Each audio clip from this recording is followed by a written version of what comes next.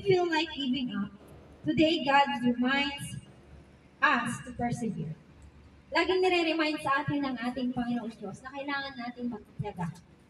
Minsan kasi pag walang tiyaga, walang nilaga. So kailangan talaga yung pagtitiis kasama ng pagtiyaga. Kasi ang successful na tao ay yung marunong magtiyaga. Yung mga masisipag. Kasi pag tamad tayo, wala tayong makakain. Nakadepende lang tayo sa mga nagbibigay sa atin. So sabi nga dito, to trust in His promises and to keep moving forward. Let us find encouragement in the scriptures and be reminded that our strength comes from the Lord. Di ba sabi nga kanina, na yung kalakasan natin ay nanggagaling lamang sa ating Panginoon Diyos. Sino dito yung nagsasabi na malakas siya sa kanyang sarili? Wala, di ba? Lahat tayo, yung kalakasan natin ay nanggagaling lamang sa ating Panginoon. Kaya ngayon na pag-aralan po natin kanina, meron tayong divine guidance and favor na nanggagaling sa ating Panginoon Diyos kung tayo ay tapat na naglilingkod sa Kanya. Kasi hindi tayo pababayaan ng ating Panginoon Diyos. Napakadaming promises sa ating Panginoon Diyos. Basta ang kailangan natin gawin, we need to trust the Lord with all thine heart and lean not unto our own understanding. And He will direct our path. Hindi tayo pwede tumalikod sa ating Panginoon upang sa ganoon ay magkaroon tayo ng pabor. Kundi tayo ay magpatuloy sa paglilingkod. Sabi nga sa number 1, perseverance and trust in God. Basahin po natin sa John 16, verse 33.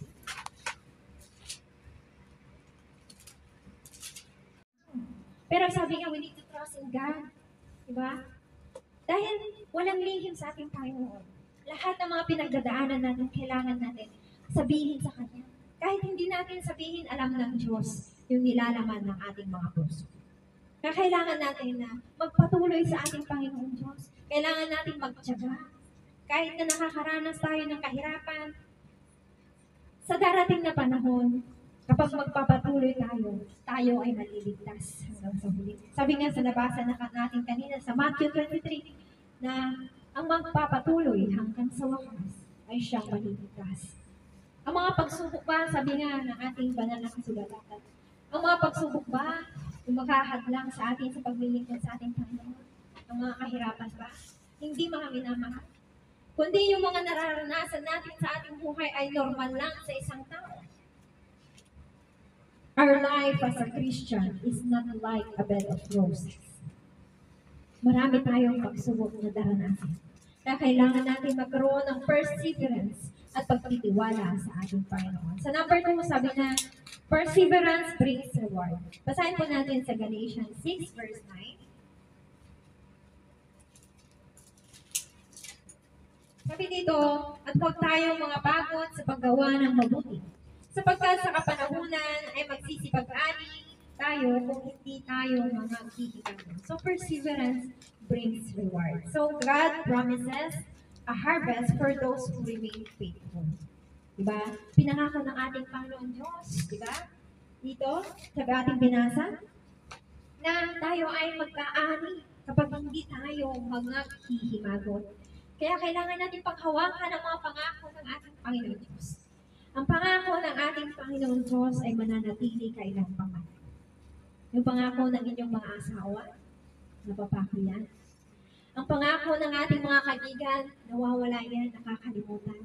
Pero ang pangako ng Diyos, mananatili, magpakailanman. Sabi nga, the work we do for His kingdom, the prayers that we pray, and the seeds that we sow, none of it is in vain.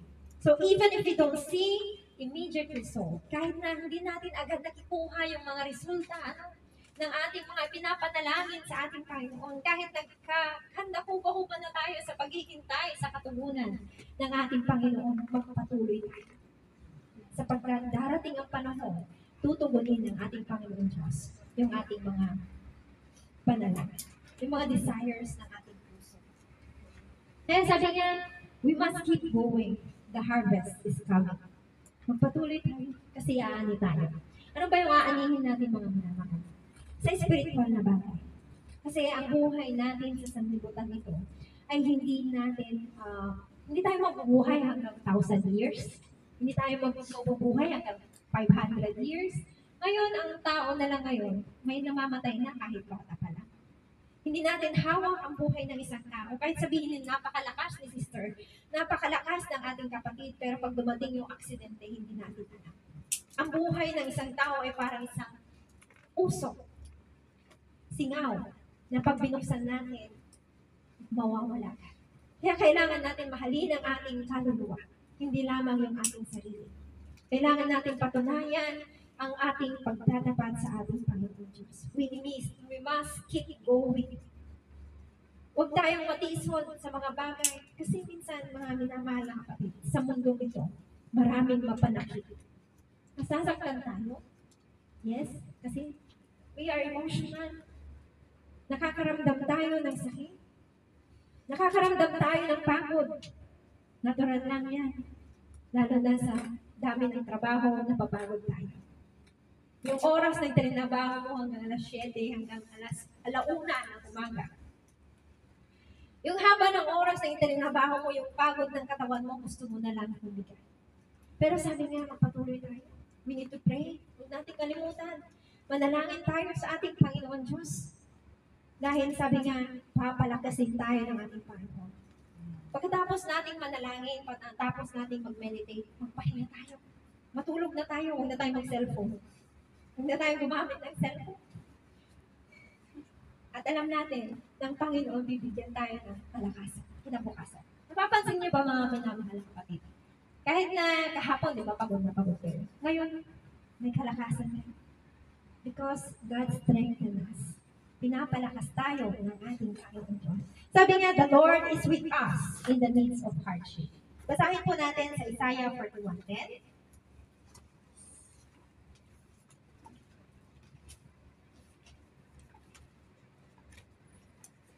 Huwag kang matakot sapagkat ako'y sumasayo. Huwag kang manlupay-pay sapagkat ako'y iyong Diyos. Aking palalakasin ka, o aking tutulungan ka. Oo, aking aalalayan ka ng kanang kamay ng ating Panginoon. So, andun yung pangako ng ating Panginoon. Diba, andun yung pag-alalay ng ating Panginoon Diyos? Kasi, mga minamahal sa mundong ito, minsan, andyan yung Diablo talaga. 24/7, sabi nga ni sister, nung nakaraan mo. Na parang hindi siya, hanggang hindi tayo natutulog, yung Diablo hindi rin natutulog. So, 24/7, dinabantay tayo ng Diablo. Kaya, sabi nga din kanina sa Sunday school, andyan yung anghel na galing sa Diablo, andyan yung para sa ating Panginoon. At, kapag nakaharamdam tayo ng mga hindi magaganda sa ating buhay, diba minsan, ang kalaban natin, minsan, yung ating pamilya, or yung ating employer, na ayaw tayong palabasin. Nakaranas ako noon, nung back 5 years ago, na hindi ako pinapayagan ng aking amo na lumabas tuwing linggo. Lagi kaming nag-aaway. Pinapanindigan ko yung anong pananampalataya. Sabi niya sa akin, dahil sabi nga, ng banal na kasulatan, na it's a glory for a woman to have a long hair. Tapos sabi niya sa akin, ikat lang daw niya ng konti yung aking buhok. Sabi ko, hindi pwede. Sabi ko, pinaniligan ko, sabi ko, hindi pwede. It's a Chinese New Year, sabi niya. Kailangan mo pagupitan natin ng konti-konti lang. Sabi niya. Tumawag ako kila Sister Armela, sabi ko, gusto niyang pagupitan yung aking buhok kahit konti lang. Sabi niya sa akin, manindigan ka sa iyong pananampalataya. Alam niyo, ginawa ko, pinanindigan ko. If you don't want me, you can bring me back home. Pero hindi ko papagupitan yung aking buhok kahit konting piraso. Sabi niya sa akin, who is that Jesus you're serving? Alam niyo mga minamahal na kapatid, sabi ko, sa araw na ito, titisan ko na. Hindi niya ako pinagupitan, mga minamahal. Sabi niya sa akin, okay, I will not cut your hair, but you don't have a license. Alam niyo mga minamahal, sabi niya sa akin, yung red packet. Kasi hindi ko sinunod. Pero, nung Chinese New Year, mga minamahal na kapatid, meron akong red packet. pero $100 lang. Bumaba nga talaga. Kasi, hindi pwedeng hindi sila magbigay kasi Chinese. Pero talagang sa akin, Panginoon, ito yung pagsubok. Susubukin tayo minsan ng Diablo. Kung paano natin panindigan yung ating pananampalataya. Alam niyo, mga minamahal, yung unang taon ko doon, iyak ako ng iyak. Wala akong ibang ginawa kundi umiyak sa ating Panginoon.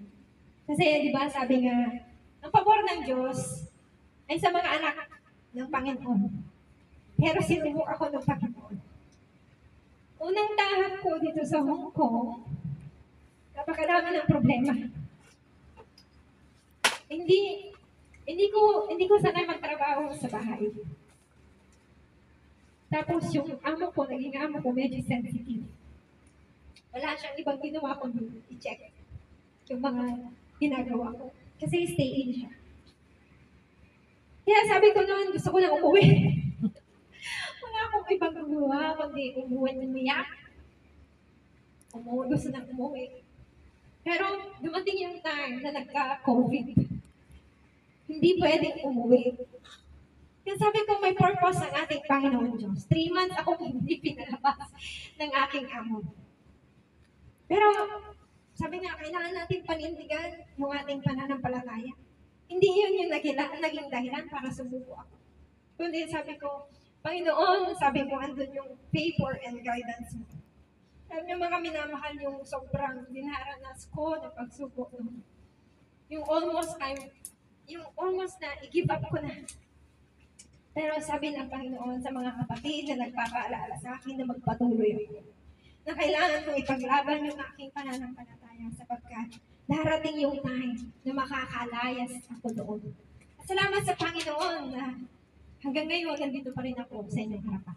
6 years. Salamat sa Panginoon Diyos na binigyan ako ng amo na nakakaunawa sa aking pananampalataya sa ating Panginoon. Hindi niya pinapakailaman yung aking buhok. Hindi niya pinapakailaman yung aking pananamit. Kaya minsan, nakikigaya na rin si amo sa akin. Ang haba na rin yung pala niya. Salamat sa ating Panginoon na sabi niya, hindi tayo pababayaan ng Diyos. Pagkatiwala natin lahat ng mga hinaing natin. Kasi normal lang yan. Meron tayong kanya-kanyang pagsunod sa ating buhay.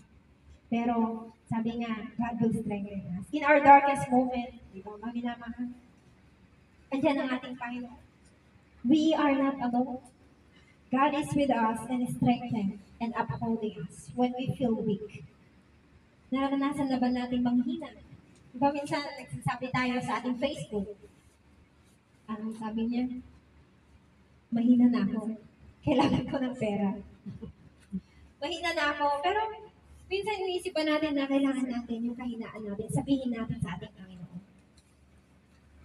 Kasi minsan, nakakalimot tayo magsabi sa ating Panginoon na Panginoon, palakasin mo ako. Panginoon, nanghihina ako. Minsan, ang lagi natin sinasabihan, yung mga malapit sa atin, pagod na ako, gusto ko nang sumuko. Pero kailangan natin na sabihin sa ating Panginoon lahat ng kabigatan natin. Sabi nga, His strength will sustain us when we feel overwhelmed. His presence comfort us. So let us hold unto His promises. Panghawakan natin ang kanyang mga pangako. Sabi niya, huwag kang matakot sapagkat ako'y sasayin. Andiyan ang Panginoon sa atin. Hindi tayo pababaya. Hindi tayo iiwan. Basta magpatuloy tayo. Sabi nga sa Deuteronomy 31 verse 8, sabi niya, there are unexpected trials na nararating sa ating buhay. Sa Deuteronomy 31:8, nabanggit ko kanina to sa Sunday School.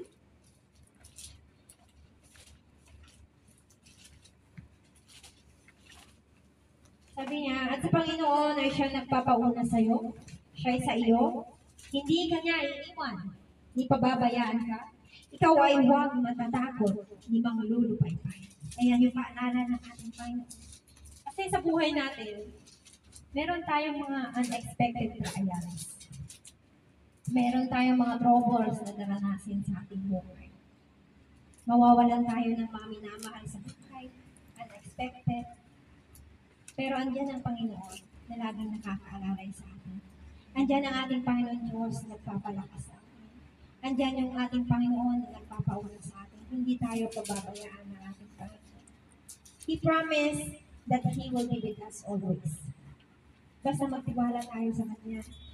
Yung pananampalataya natin, magtiwala tayo sa Kanya. Sabi nga, victory comes to those who do not quit. Yung ating memory verse kanina. Matthew 24 verse 13. Basahin po natin ulit.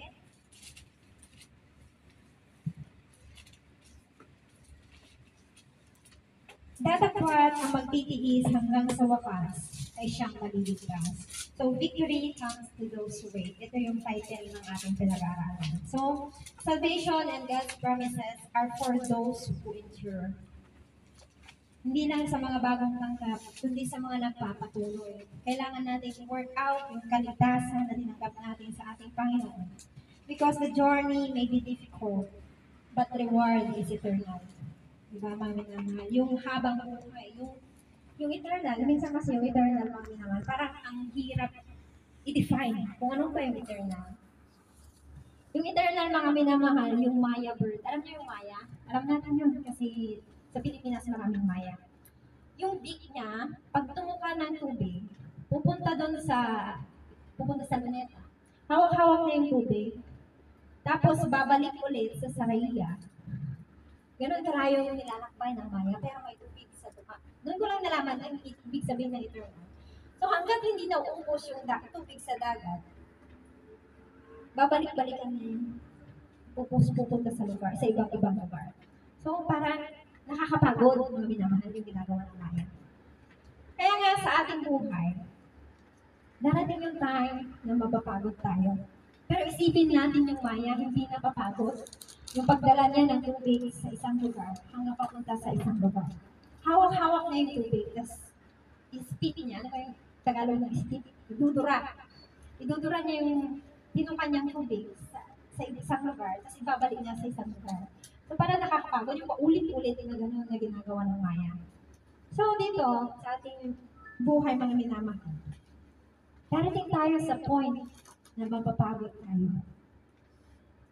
Kaya sabihin natin na tayo na ang pinakamalakas. Minsan, sabihin natin sa ating family, pwede bang sila na muna? Upo na lang muna ako. Pwede bang sila din? Mapapagod na ako. Pero sabihin ng Panginoon Diyos, let us fix our eyes to finish our race and keep running. Magpatuloy tayo sa ating Panginoon. Kailangan natin ng pagtiyataga. Minsan kasi, ang tamad mga minamahal, nakadepende lang sa kanilang mga hinihingi. Pero yung tiyaga, yung marunong magtiyaga, sila yung nakakagain ng tagumpay. Diba, ang matyaga nagtatagumpay.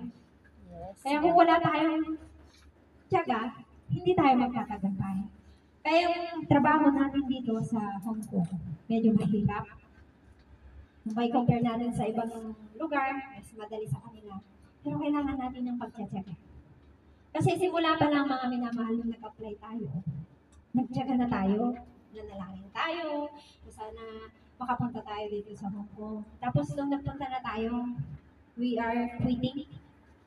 Gusto na natin sumuko. Isipin natin yung mga pagod natin, yung mga pera na ginamit natin. Minsan, nakakasuko naman talaga kasi ang trabaho nito. Pero sabi niya, victory comes to those who do not quit. Isipin natin, ganoon din sa mga Kristiyano, mga minamahal. Yung inupo natin dito, huwag natin sayangin. Kasi hindi yan nasasayang kapag magpapatuloy tayo sa ating Panginoon. Sayang yung pamasahe. Isipin natin, sayang yung pamasahe. Kung gumala na lang sana tayo, medyo nag-enjoy tayo. Pero andito tayo, nagtitiis. Kasi meron tayong goal sa ating buhay. Ito yung ang buhay na walang hanggan na ipagkakaloob sa atin ng ating Panginoon. Kaya nga sabi nga, weariness is not the end. God renews our strength. Sa Isaiah 40 verse 31,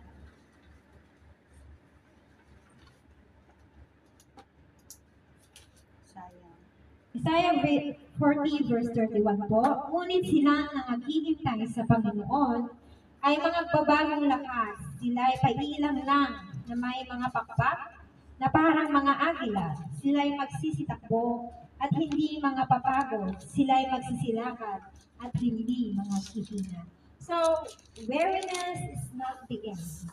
God renews our strength. Minsan kasi ang tao, masyadong nag-aalala. Ano ba yung inaalala ng tao? Ang unang inaalala ng tao, yung kinabukasan. Pero minsan, nakakalimot tayo na meron tayong buhay na walang hanggan. May pangalawang buhay. Kaya minsan mga minamahal, kapag magpatuloy tayo sa ating Panginoon, tayo lang yung maliligtas. Kaya nga, minsan ang tao, masyadong mapag-worry. Ano yung tawag ng worry? Nag-alala. Masyadong nag-aalala. Nag-aalala sa trabaho, nag-aalala sa pera.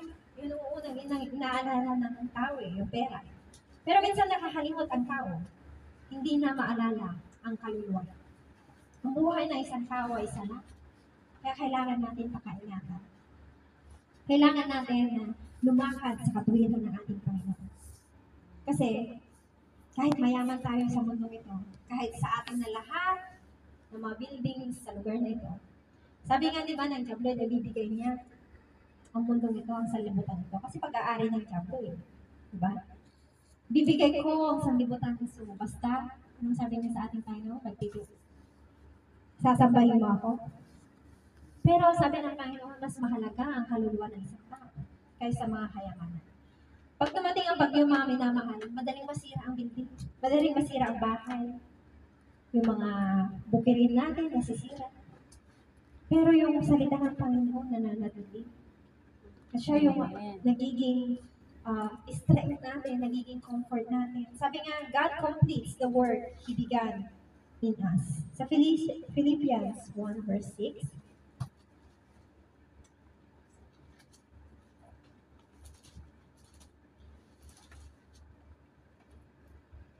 na ako'y may lubos na pagkakatiwala sa bagay na ito, na ang nagpasimula sa inyo ng mabuting gawa ay lulubusin hanggang sa araw ni Kristo. So God is faithful to finish what He started.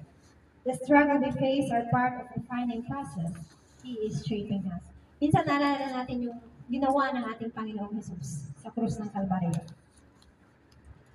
Nung siya ay pinako sa krus upang tubusin tayo sa kasalanan. Diba ang ating Panginoong Jesus, kung nanonood kayo tuwing Semana Santa, yung paghihirap na dinanas ng ating Panginoon, wala naman siyang kasalanan. Pero anong ginawa ng mga tao sa kanya?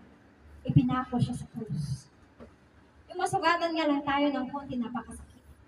Diba? Yung konting-konti lang ang sakit. Pero yung ating Panginoon ipinako sa krus.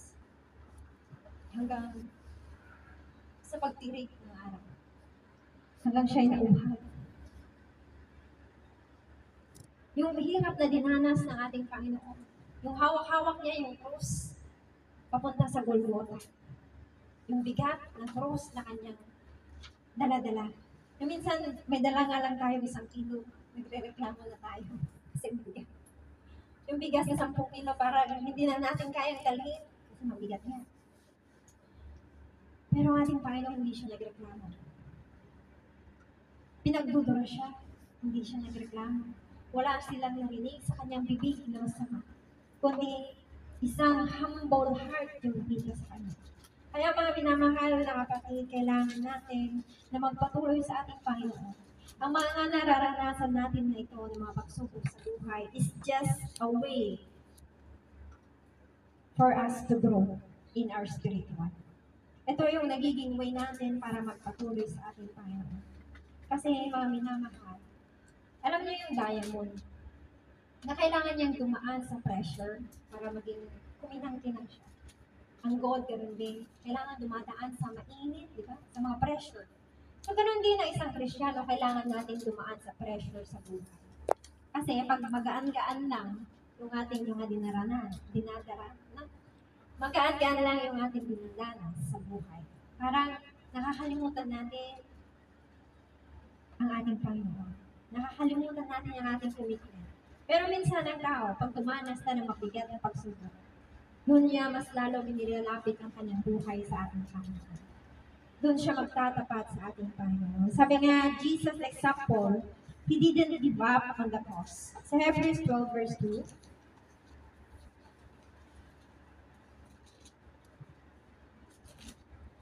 namasdan natin si Jesus na gumawa at sumakdal ng ating pananampalataya.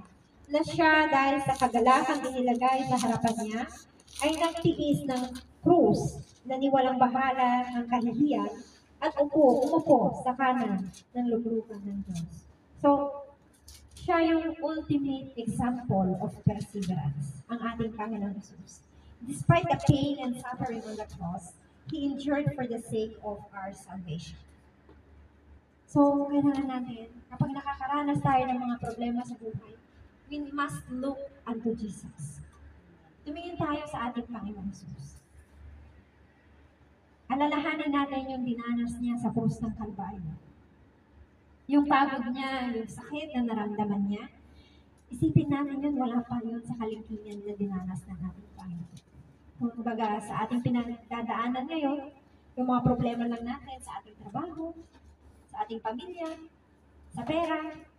Pero kung i-compare natin sa ating Panginoon, mas mahirap yung dinanas niya. Kaya kailangan natin itingin yung ating mga mata sa ating Panginoon.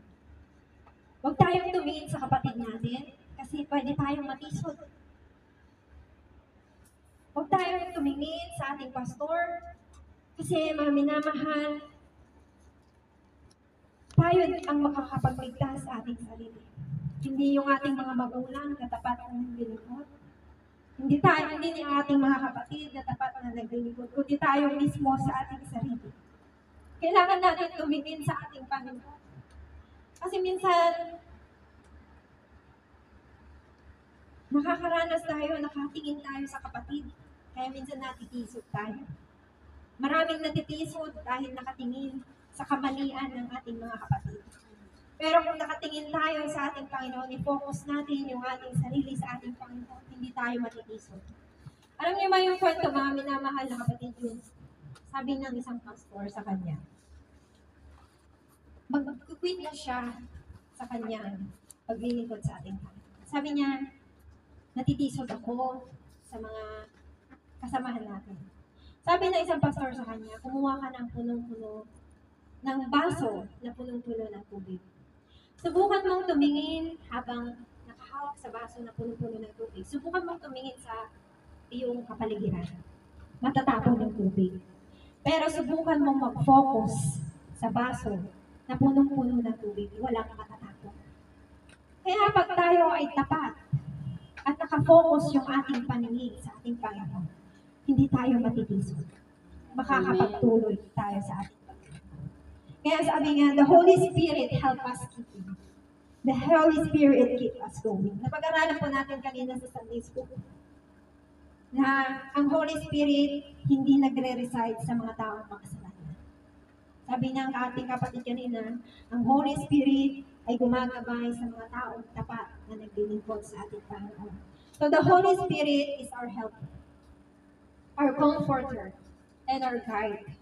When we feel weak, He will strengthen us. Sabi nga sa John 14 verse 26, 14:26 po,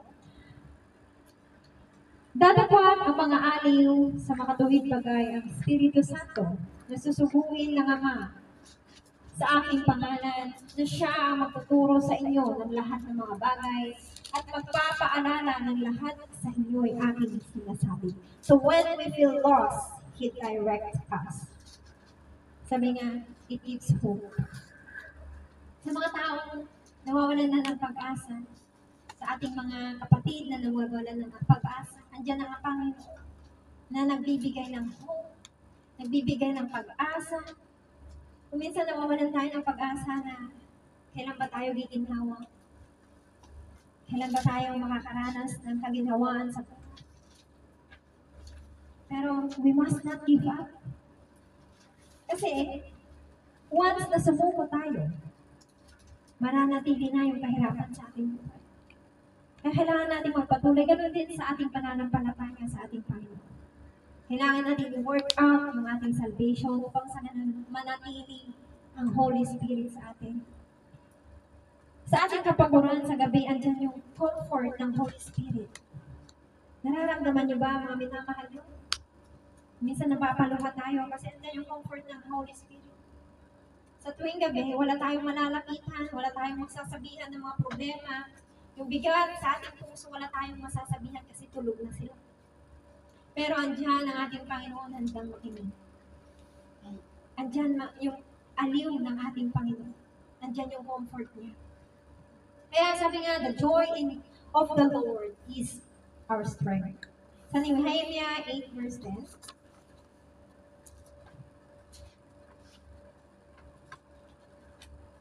Nehemia. Nehemiah 8:10 po.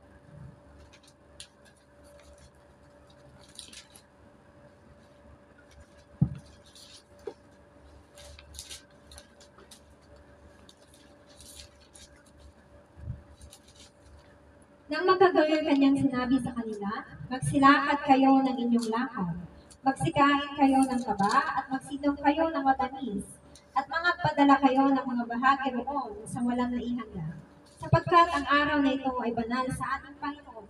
Huwag din kayong magmanganglaw sapagkat ang kagalahan sa Panginoon ay inyong kalakasan. So, the joy of the Lord is your strength. So, andun yung kalakasan natin. Even in the midst of hardship, we can find joy in the Lord. Diba? Kahit na nakaranas tayo ng Monday hanggang Saturday ng pagod. Ng pagod sa ating mga kasama, kung may kasama tayo sa trabaho, yung sa mukha ng ating mga employer. Sabi nga ng ating kapatid noon, kasama na sa bayan, yung pagsimangot ng ating mga amo. Isipin natin, there's a joy. Diba, mga minamahal, kahit napakadami nating struggle sa buhay. This joy is not dependent on our circumstances, but our relationship with God. Ang ating kagalahan ay hindi nakadepende sa mga circumstances na ating buhay, kundi nakadepende sa relasyon ng ating Panginoon. So, napakagandang karelasyon ng ating Panginoon Diyos kasi hindi tayo sasaktan ng ating Panginoon. Hindi tayo pababayaan ng ating Panginoon. Hindi tayo iiwan. Diba? The best relationship that we have ever is the relationship with God. Walang makakapantay. Kahit si Kuya, sige, Pantoy, hindi mapapantayan yung relasyon ng ating Panginoon. Yung mga mahal niyo masawa, kahit mapakaganda ng relasyon niyo, walang papantay sa relasyon na meron tayo sa ating Panginoon. Sa mga singles, no? Walang makakapantay sa relasyon na meron tayo sa ating Panginoon. Kaya nga, sabi nga, our joy in the Lord is our strength. Kahit na feeling natin mag-isa tayo, na feeling natin we are down, na feeling natin nakalimutan na tayo ng lahat. Minsan nakakaalala lang sila pag may kailangan. Pero minsan, tinanggal ko na lahat ang messenger ko sa isang cellphone ko. Kasi tuwing hawak kasi ng aking mga alaga yung cellphone ko, ino-open nila yung messenger ko. So, ang alam ng iba, ako yung nagsisin ng messenger. Kaya, ang ginawa ko, tinanggal ko yung messenger ko. Tinanggal ko yung Facebook ko. Wala na akong Facebook sa isang phone. Kaya, minsan, nakakasilip na lang ako pag gabi. Kasi wala akong messenger sa isang cellphone. Kaya sabi, mga minamahal, the joy of the Lord is our strength. Masaya tayo na naglilingkod tayo sa ating Panginoon. Masaya tayo na nandito tayo na tapat na naglilingkod sa Kanya. Walang kabigatan sa ating puso. We are here to glorify our Lord. We are here, mga minamahal, para purihin ang ating Panginoon Diyos na buhay. Masaya tayo, walang kabigatan sa ating puso na nandito tayo. Kaya nga hindi aksidente na nandito tayo kasi andito tayo para sa ating Panginoon. Ay, sabi nga sa 10, our reward is in God. Sa 2 Timothy 4:7,